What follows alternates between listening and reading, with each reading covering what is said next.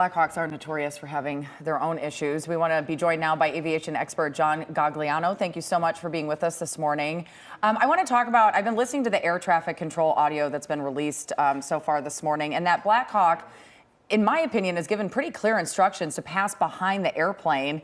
We don't know, though, if the pilot heard that request. I just said there have been issues with Blackhawk helicopters in the past. What are you making after listening to some of this audio? I don't think it was an issue with the helicopter. I think it was the air traffic controller gave an instruction to the Black Hawk pilot to see the American flight, and he acknowledged that he saw it. And then he was told to pass behind it. What I think is that, especially at this early stage, is that the Black Hawk pilot never saw the American flight or had it confused with other lights in the background. The skyline of DC is lit up real bright at night. Just like the skyline of Los Angeles, and there are confusing lights for a pilot, especially a helicopter pilot that's pretty low. Talk about the challenges of just flying in and around that airport, that airspace. It is one of the busiest in the world, and there are military training facilities right next to it. What is it like there, and do you think that something will change after this?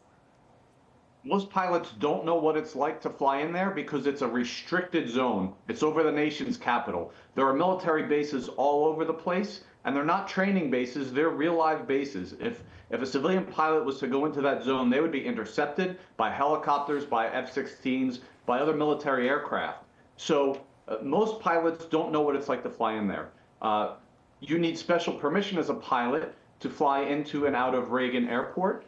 And so it's a very safe area because there are actually, even though it's a busy airport, there are no civilian pilots in Cessnas or other aircraft flying around that zone. That's interesting. We also saw this morning that Virginia Senator Mark Warner is making a statement raising concerns over the airspace congestion there. So you're saying there's no civilian flights, but there are. I was reading Congress has actually petitioned to have a lot more direct flights for themselves to get back home to their constituents. What are your thoughts on having these military training facilities next to one of the busiest runways, as it's called, in the world?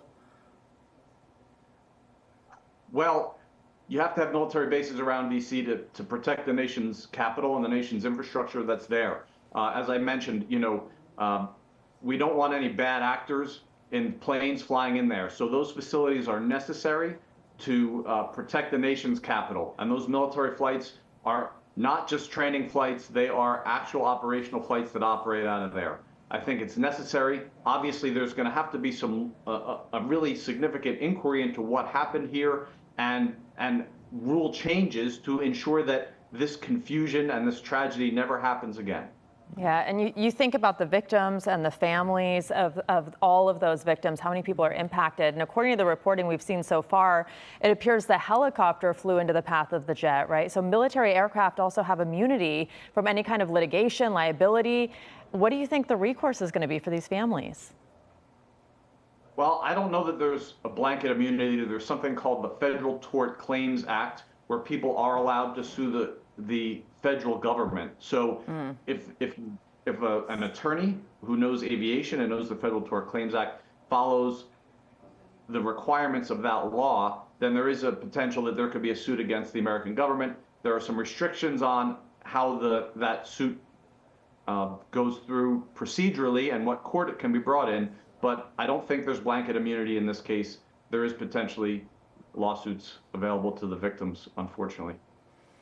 It's going to take a while to sort all of these impacts out. John, thank you so much for being with us this morning. Really appreciate your insights.